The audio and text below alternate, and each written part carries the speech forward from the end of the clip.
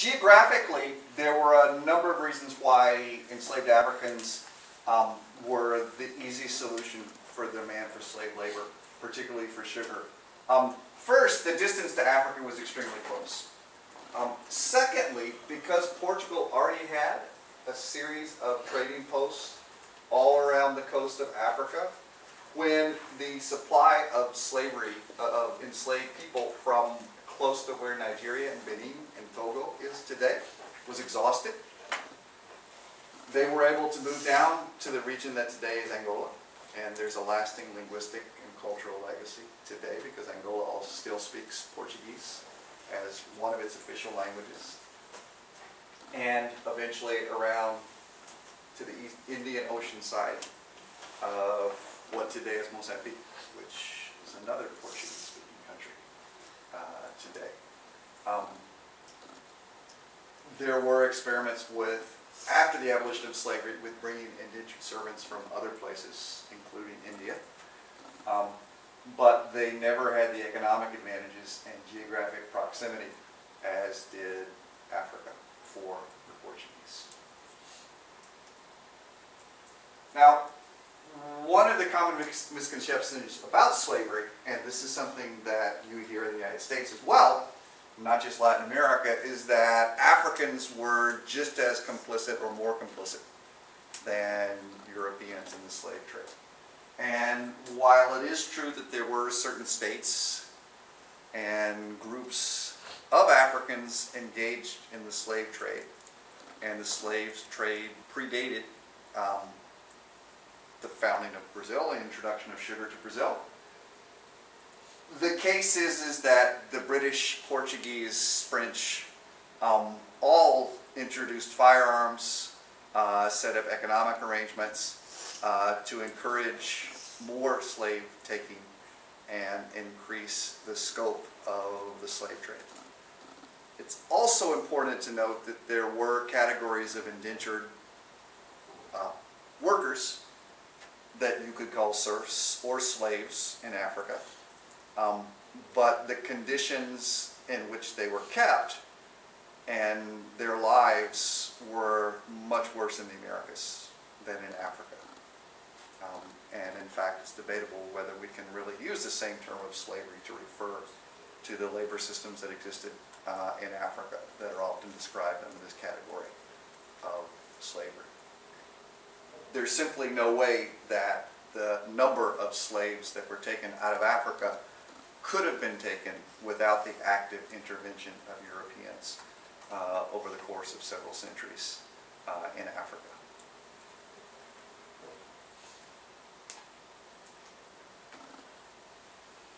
And as I mentioned earlier, Portugal, because it already had the system of trading posts around the periphery of Africa, was able to take people from different areas when the supply was exhausted from one. Questions about this? Another factor that's often overlooked is the fact that the people taken from Africa as slaves in many cases had very valuable economic skills. Blacksmithing, some of you probably know that the ironwork from Washington, D.C. when it was built, largely done by African blacksmiths. Many of them trained in Africa. Sailors, a number of valuable skills and economic niches that enslaved laborers occupied in Latin America. People have been trained in Africa in these jobs, and this is something that Spain and Portugal certainly appreciated, and it was another incentive for the slave trade. Now, I've already kind of broached this subject, but there is, in formerly slave-holding countries like Brazil, just like the United States, you'll still hear commonly said misconceptions about the nature of the slave trade and life for enslaved people. And in particular in Brazil, there is a defense of slavery using the contrast with the British colonies and what will be the southern states of the United States while slavery was legal And the notion of a good master is grounded, one, in a belief that if slavery was bad in Brazil, it was actually worse in British colonies and the southern United States. Why else might Latin Americans, not just Brazilians, but you hear this in other parts of Latin America too, argue that slavery was less harsh in Latin America versus British colonies in the United States, in terms of the way that race was used to rank and organize hierarchies in society. We've talked a lot about the race class honor pyramid in Latin America. How does that look different from British colonies?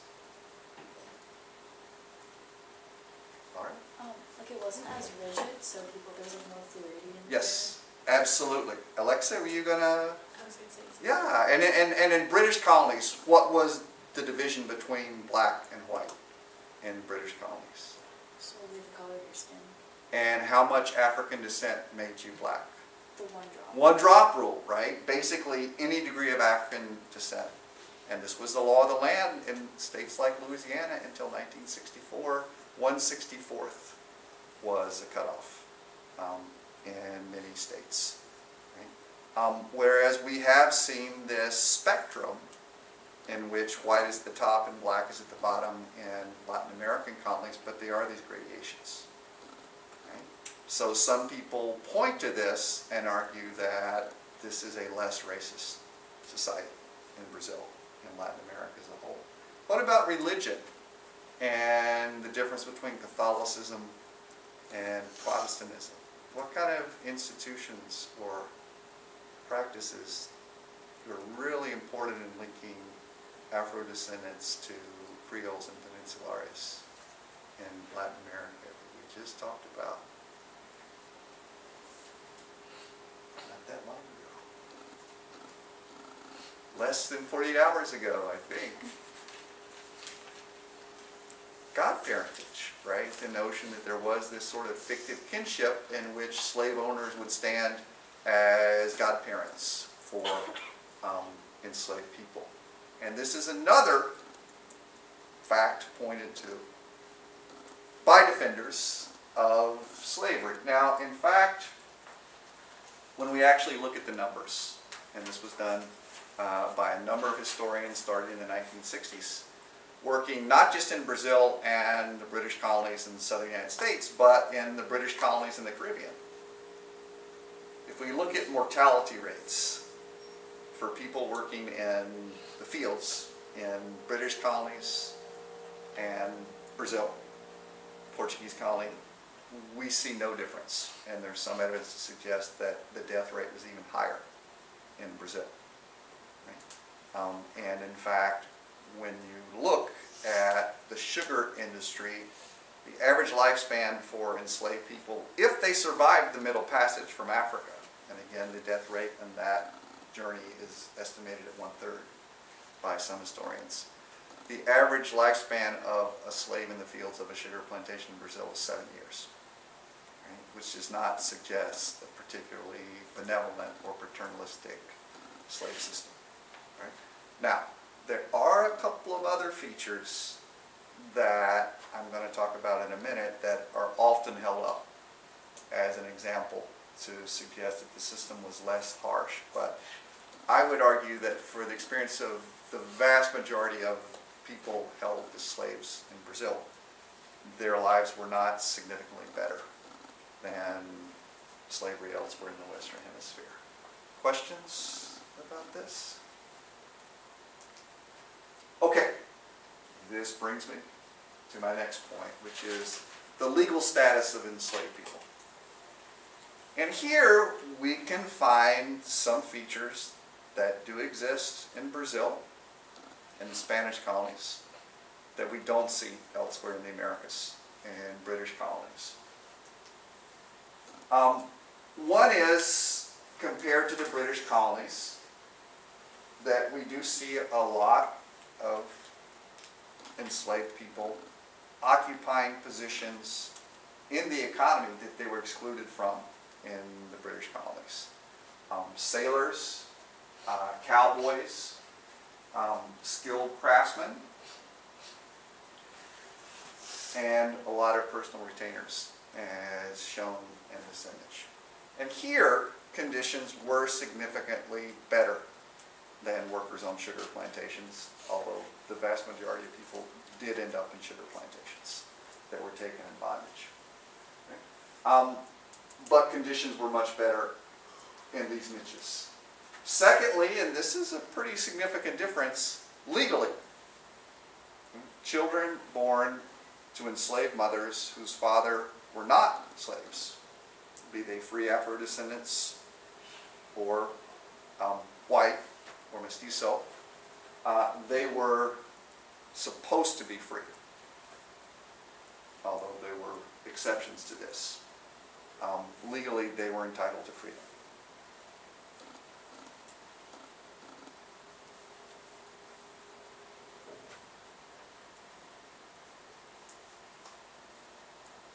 Manumissions, right?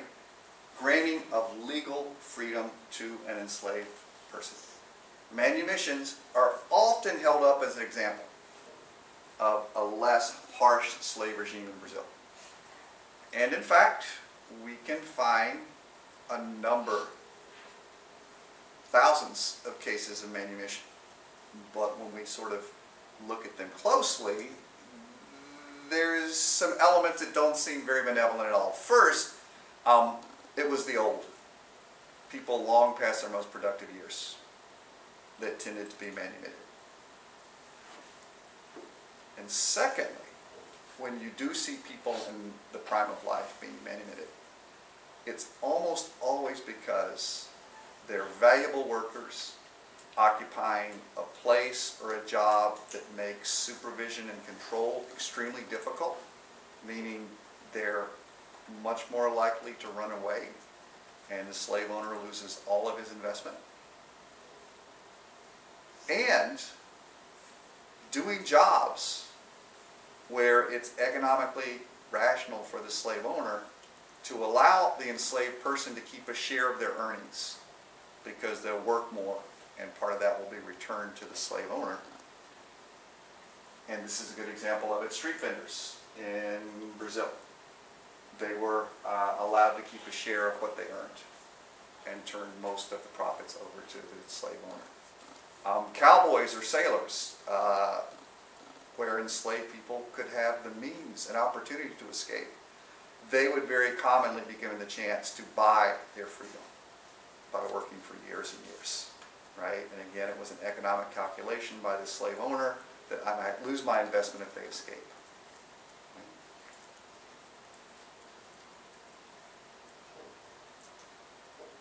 Now, this last point, and we have a reading on this, which normally I would say Friday, but it will not be Friday. It'll be the 22nd when we get to this reading. Coartación. And I had trouble translating this. I don't know if anybody wants to take a stab at it. When I tried to find the English equivalent of coartación, I got heart congestion, right? Which I'm pretty sure that's not what it is. This is something that there is no English equivalent for, because this did not exist legally in the British colonies or the United States while slavery was legal in the United States. Coartación is a legal process by which an enslaved person goes before a judge and forces the owner of him, or almost always a male that brings these suits, to set a price and allow him to earn his freedom, to purchase his own freedom if the owner is unwilling to make it. And we'll look at this in the case of coartación in our reader, often the enslaved person asking for this process will ask to buy the freedom of his family as well. And again, this is something that, to my knowledge, and I've never seen an account of this, existed in British colonies or the United States. We don't find a lot of these cases, but the very fact that it existed meant that a slave owner was more likely to voluntarily set terms to allow an enslaved person to purchase his freedom. Okay. Questions about this? Okay. Again, this is very different from the British system. Okay. Now, besides the legal processes for manumission and coartación that I just mentioned, there are many, many examples in Brazil and the Spanish colonies in places like Mexico and the Spanish colonies in the Caribbean like Cuba and Puerto Rico and what will be the Dominican Republic, where people free themselves from slavery. Occasionally through organized resistance, and there is one relatively large uprising by enslaved people in Brazil, but much more commonly through flight by small numbers of people fleeing. This was much more common, as you might imagine, on the frontiers, and in the Caribbean islands like Cuba.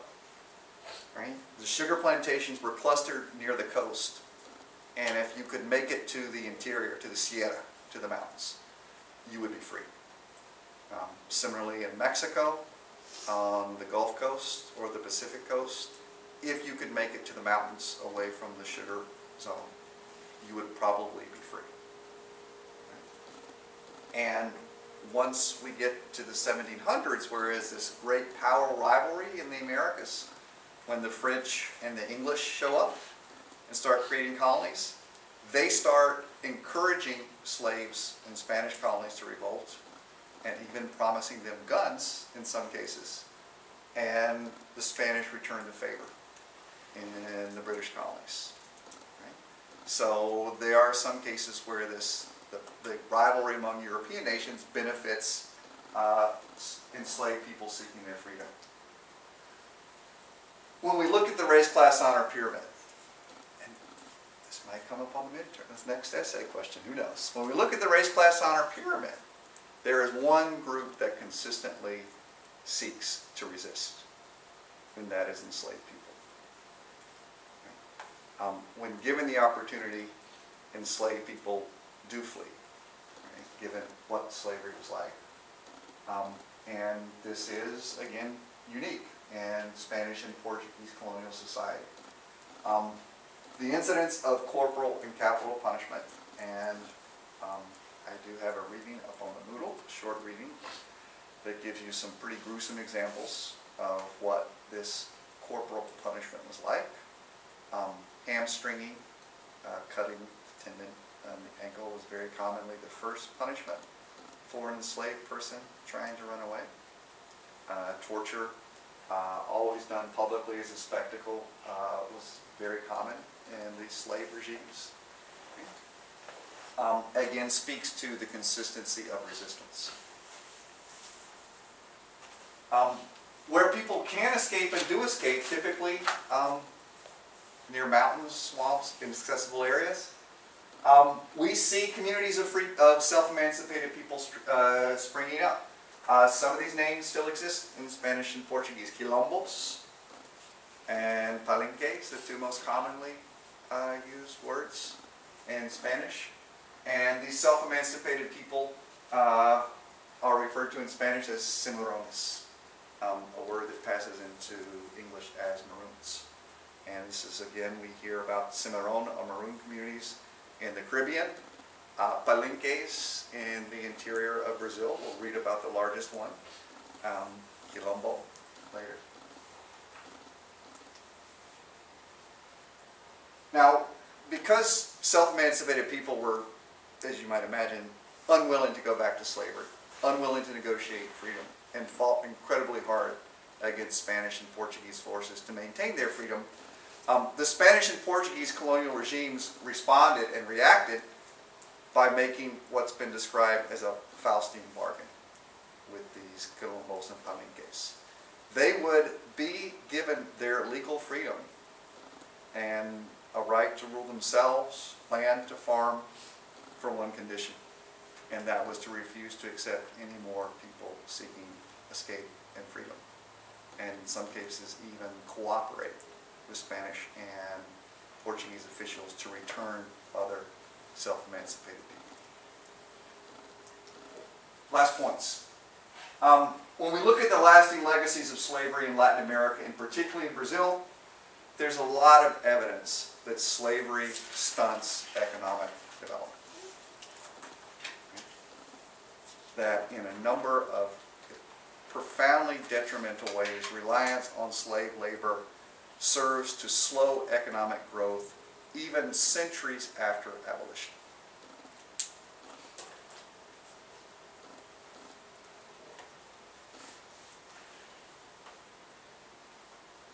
Secondly, and again I touched on this not that long ago, there's a lasting cultural, linguistic, and social legacy. And that is Latin America is formed by an encounter not of European and indigenous, but European, African, and indigenous in the Americas. And there was a significant Afro-descendant population in much of Latin America, even places like Argentina or Chile, Peru, which we wouldn't think of as having a large population today. And today, more and more people of African descent are self-identifying as such. And in terms of the number of people of African descent in the world today, according to some scholars, Brazil is the largest black nation in the world today in terms of number of people of African descent living in the borders of one nation state. So thank you all for coming out. Very late. Questions for what we went over today? Yes, Laura. You can turn it over. Yeah. Yeah.